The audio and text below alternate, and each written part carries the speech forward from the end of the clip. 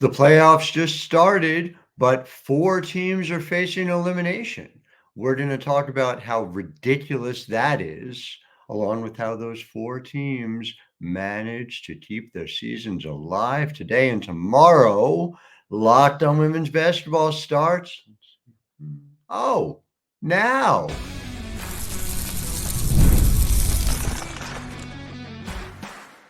You are Locked On Women's Basketball, your daily podcast on women's basketball. Part of the Locked On Podcast Network, your team every day. Happy Tuesday and welcome to Locked On Women's Basketball. I'm your host, Howard Megdal, and I want to thank you for making us your first listen every day. Over 200,000 of you showed up in August alone. We're on track to break that in September. We are rapidly approaching 100,000 YouTube viewers alone in September. Just a remarkable show of force from all of you here in the women's basketball community, showing up for us the way we show up for you 6 days a week. And of course, it is not just me, it is the incredible team across the board at The Next, where we have you on lock when it comes to every single WNBA playoff game, every team, every storyline. We've got you covered. Subscribe. Help us do it. $9 a month, $72 a year, and you get over 100 reported pieces direct to your inbox every single month. thenexthoops.com. And so we've got 4 game 2s coming today, tomorrow, doubleheader both days. We're going to get into it. Segment 1, we're going to talk about what Caitlin Clark and the Indiana Fever need to do in order to stave off elimination, what Atlanta, Tina Charles, Ryan Howard and company need to do to stave off elimination, what the Seattle Storm need to do, a team built to win now, to stave off elimination, and what the Phoenix Mercury need to do to, let us say, respond to the Nafisa Collier prophecy. I know she's been on Twitter saying, oh, no, don't take it as, but she said it. She's a Connecticut player for a reason. She's got the same makeup as a Diana Taurasi, who certainly is no stranger to making such statements on the court as well. Oh, such fascinating round 1 matchups. But we're going to start here by talking about the fact that this is crazy. This is still best of 3. This is crazy, and this needs to change. And it is better, and I've talked about this for a long time. I've reported on the WNBA playoff changes. So just to kind of give you a background on it, this is an upgraded version of what used to be until recently. For the 3rd and the 4th seed, you would host a 1-game single elimination, therefore playoff game. You could play well enough in a WNBA season to earn the 3rd seed or the 4th seed. And yet, if you lose 1 game, your season's done. I saw Kurt Miller's Connecticut Sun have it happen to him a couple of times. I saw the New York Liberty be victimized by 9 3-pointers by Christy Tolliver in a year that Tina Charles and New York were poised to make a potential title run, and 1 game, and that's it, and you're done. It just was not enough, and the WNBA responded. I give them a lot of credit. And so now you got a best of 3, and all right, best of 3. You don't want to go 1-1-1. There's a lot of travel involved. Even with charters, there's a lot of travel involved. It's a lot of back and forth. But now we have other information, don't we? People are watching these games at a level that will justify ESPN continuing to put them on whenever possible, ESPN and, in fact, ABC as well. This is an opportunity to reap the benefits of a greatly increased audience. And yet, best of 3. Best of 3. And best of 3 in a way that is set up, and it should be, to give those higher seeds an advantage. If you take care of business at home, games 1 and 2, the lower seeded team is never getting a chance to get out on the court. Okay, that's fair. That even sets up a game 3 on the road in round 1 for the higher seeded team. I think that's okay. Here's the problem. That is a big advantage for the lower seeded team. If you can just steal a game, that the elimination game is on the road for the higher seed. How do you get around that? Best of 5. How do you get around the lower seeded teams not getting a home game? Best of 5. So again, it goes back to these are balances. Social media is a home for the black and white. We actually live in the gray area almost all the time. And the gray area suggests, all right, you need to give an advantage to the higher seeded team, rightly so. But if you're the 5 seed, you're the 5th best team in the WNBA this year. Seattle Storm had a great year. 5th best team in the WNBA. They may not get a home game. If the Aces take care of business in game 2 of round 1, the Seattle Storm, despite that kind of season, will not get a home game. Indiana Fever have had a remarkable surge after a slow start. They are 6th overall. But if they don't win on Wednesday night in Connecticut, and that's going to be a tall order, they don't get a home game. You want to put the conspiracy theories to bed forever? Indiana not getting as many foul calls as Connecticut on Wednesday night should do that, because when it comes to Caitlin Clark's TV ratings, when it comes to the sold-out arena you will see in Indiana, basketball as a whole, with the exception, I think, of the Connecticut Sun, who will be just fine to have the extra rest going into the semifinals, would like to see a game 3 in Indiana. So we'll see. That'll be... I don't buy the conspiracy theories. I think they're a lot of nonsense, but man, you're going to hear a lot of them if, say, Indiana gets more foul calls, even if it's close. Conspiracy theories don't need facts in order to exist, right? So at any rate, point being, though, in a best of 5, Indiana would get a home game, a guaranteed home game. So would Seattle. So would Atlanta, who rallied late and is a legit playoff team, right? So would the Phoenix Mercury. I can't, if this is it, as a phrase keeps coming back to me for some reason. I don't know why. But imagine, right? If this is it for Diana Taurasi and the Minnesota Lynx take care of business the way they looked ready to do, and we'll get into that, because Phoenix played their best game and they still didn't win, then Taurasi's going to finish on the road. So this is what needs to be fixed. I think there's an understanding of it. I think the appetite will now be there. Should have been there all along, because you got to build the thing for people to show up to be able to see it. We know the deal. It's happening. We're all delighted. It's excellent. Expand it. 5.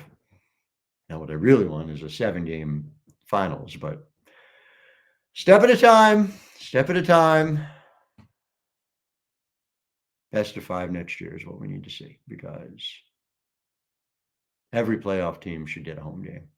And we should get a best of 5. Oh, my God. Did you watch that Minnesota-Phoenix game? That game 1?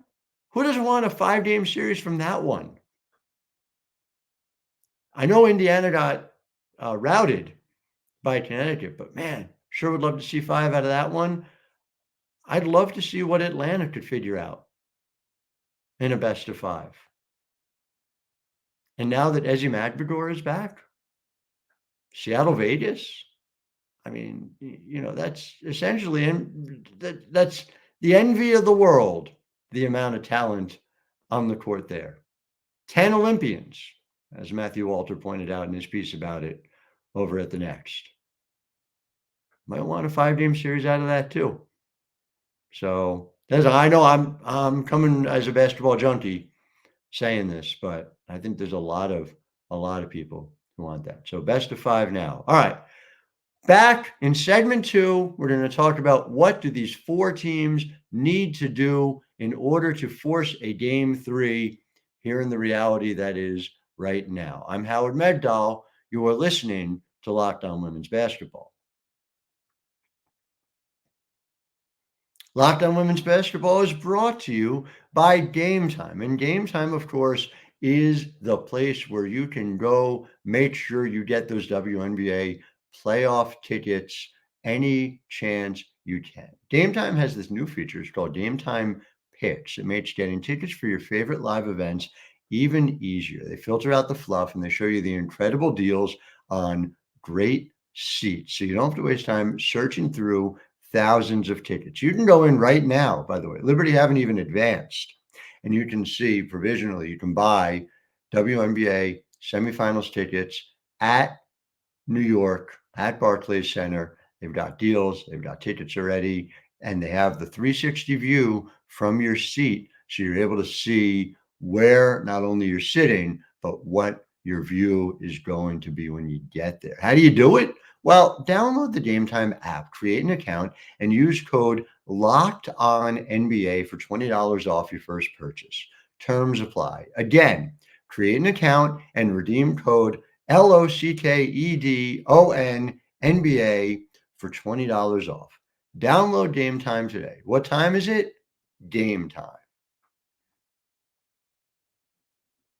Howard Megdal here, Locked On Women's Basketball, back in segment 2. And let's just get into it.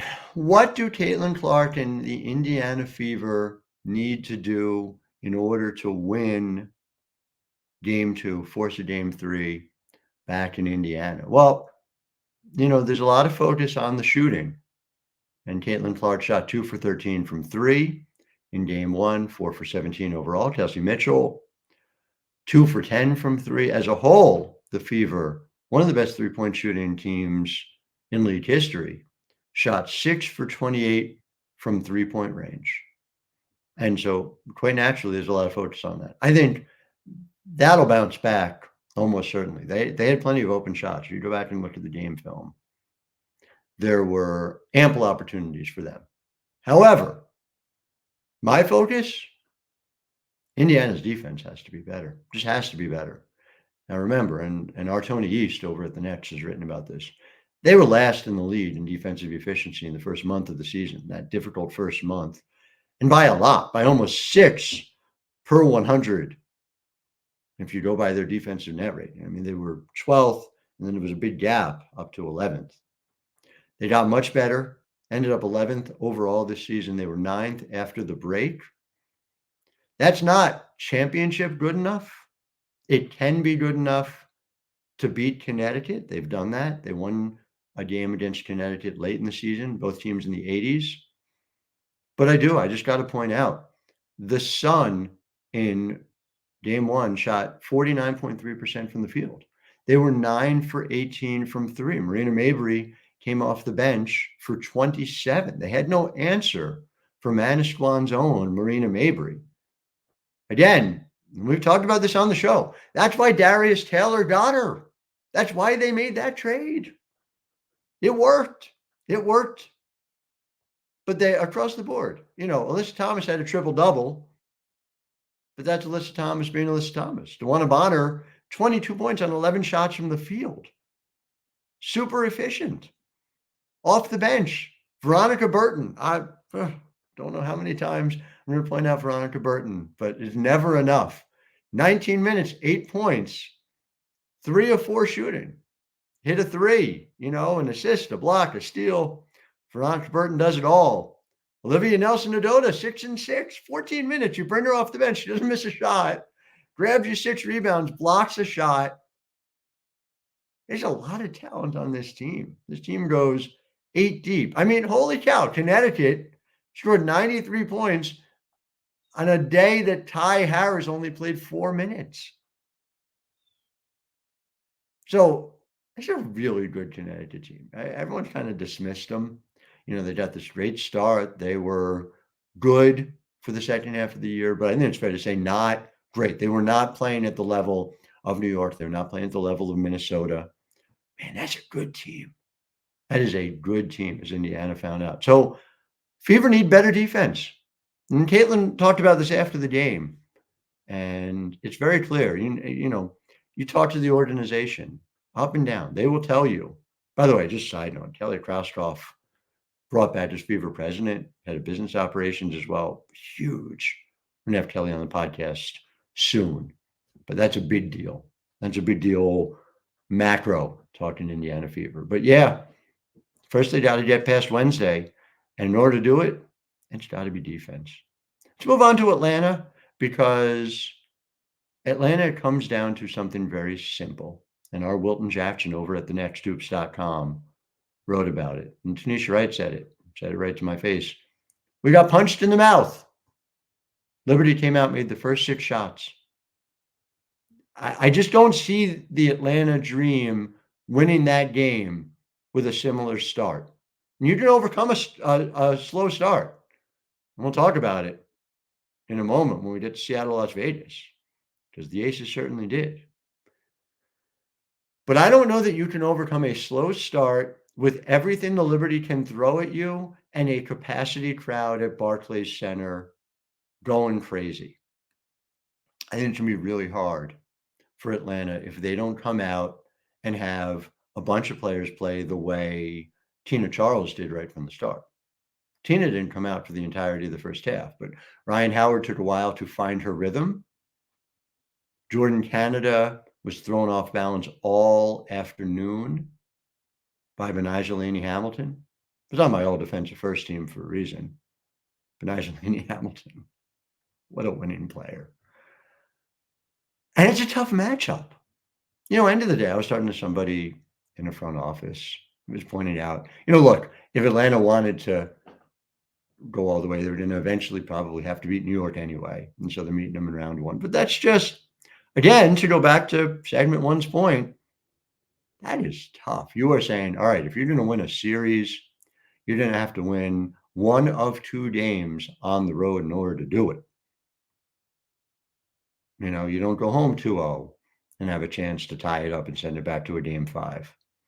It's a real heavy lift in round 1 for the lower seeded team in a way that is not the case later on in the playoffs, because the difference between the best of 3 and the best of 5 is enormous. So it's just asking a lot. But yeah, no, what does Atlanta need to do? To my view, a really strong start. A really strong start. They need to at least match New York. You fall in that hole, and it's just going to feel like looking up forever. You're down 1-0 already. The crowd's against you. You're facing elimination. First quarter is going to be key for the Atlanta Dream. Both are going to be tough. I heard a lot of people talking about it like this stuff was all finished, which is so funny to me. And I just, I have covered a lot of playoff series for a long time. And you can go into them and say, oh, well, this one game tells me everything I need to know about everything that follows. And they're all their own novels. So I am certainly not of the belief that these series are over. But yes, some major adjustments in both of those cases. Relatively minor comparatively, what Seattle needs to do and what Phoenix needs to do in order to win game 2. So back in segment 3, we're going to talk about that. Really, really excited about these games and this whole playoffs. So much tasty basketball. All right, back with segment 3, talking what Seattle needs to do and Phoenix needs to do right after this. I am Howard Megdal. You are listening to Locked On Women's Basketball. Locked On Women's Basketball is brought to you by FanDuel. And by the way, if you follow the NFL, I looked into this, and this is true. The NFL, it's the National Football League, right? It's it's similar to basketball, but they're uprights instead of a basket, and there's an end zone. Apparently quite a bit of NFL gets played right here during the WNBA season. So, maybe between WNBA playoff games, you can go check it out. And when you do, they even have some stats to help you follow along. You go to the FanDuel app and you can check out the latest stats, your live play-by-play, and so much more. Same place where you can place your bets on not just the WNBA, but upstart leagues like the NFL at all. And now, when you place your first $5 bet, you get $200 in bonus bets guaranteed. Again, place a $5 bet, $200 in bonus bets. I did the math on it. That's more. That's even more than 5. That is FanDuel.com.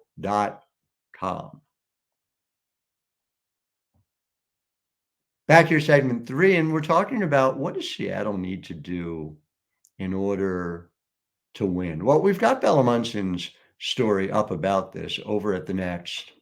And she talks about rightly, you need to do better in the fourth quarter. The Seattle Storm scored 2 points, 0 field goals in the fourth quarter, which again, Las Vegas Aces, 2-time defending champs for a reason. They're not going down without a fight. So that was a really impressive display. Seattle led after 3 quarters in this one. And then the Aces they have this level that they know how to reach because they've done it the last couple of years. But my bigger thing, and I've talked about this before with Seattle, I wrote about this in the 9 a couple of weeks ago. The Storm have to shoot better from 3.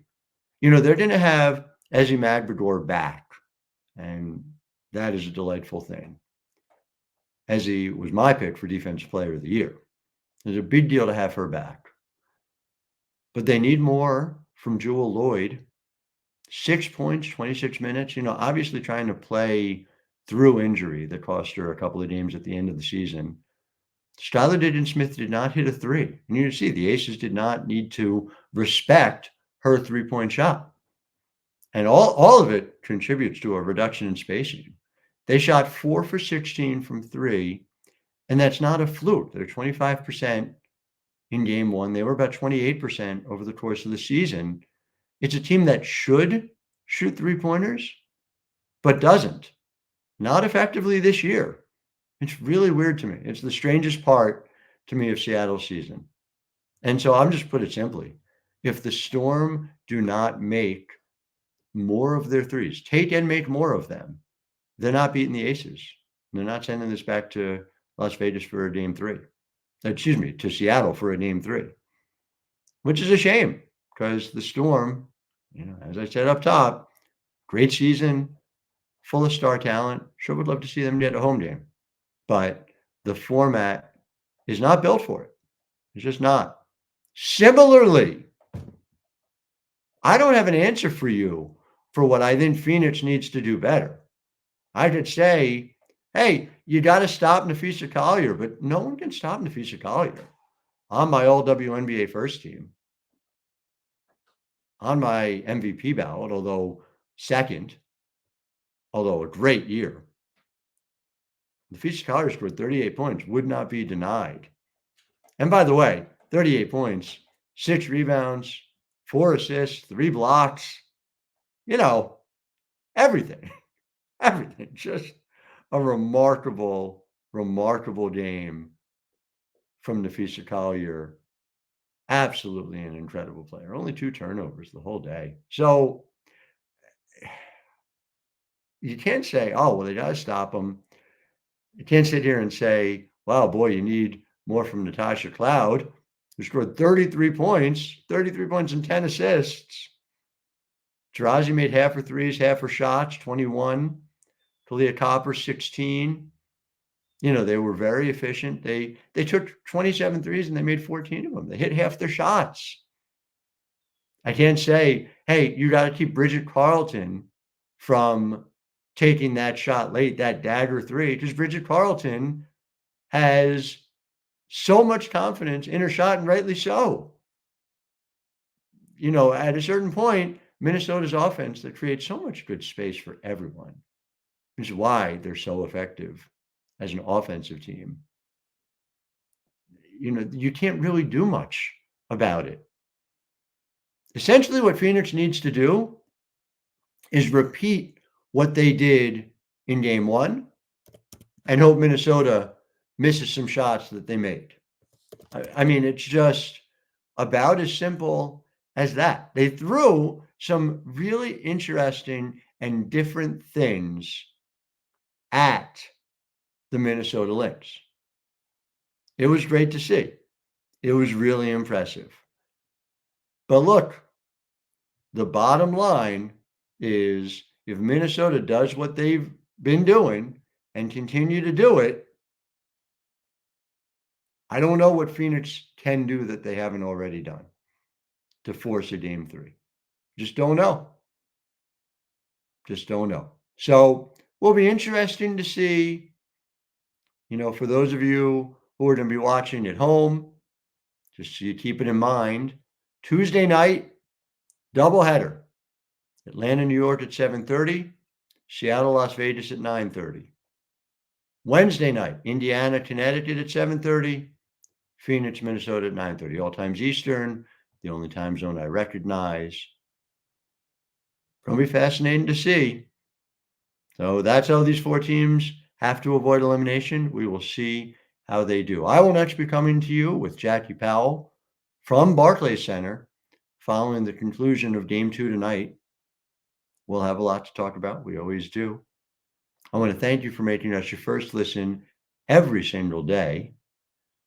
Really remarkable the way you have made this show destination viewing and listening for women's basketball fans. Now, for your second listen, you can go find Locked On NBA, the National Basketball Association, the little brother league of the WNBA, where men get the opportunity to play professional basketball as well. And God bless them, right? Local experts keep you updated daily on all the biggest storylines ahead of the season. Find Locked On NBA on YouTube or wherever you listen to podcasts.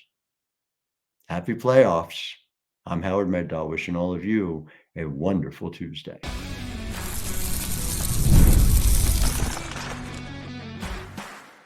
You are Locked On Women's Basketball, your daily podcast on women's basketball. Part of the Locked On Podcast Network. Your team every day.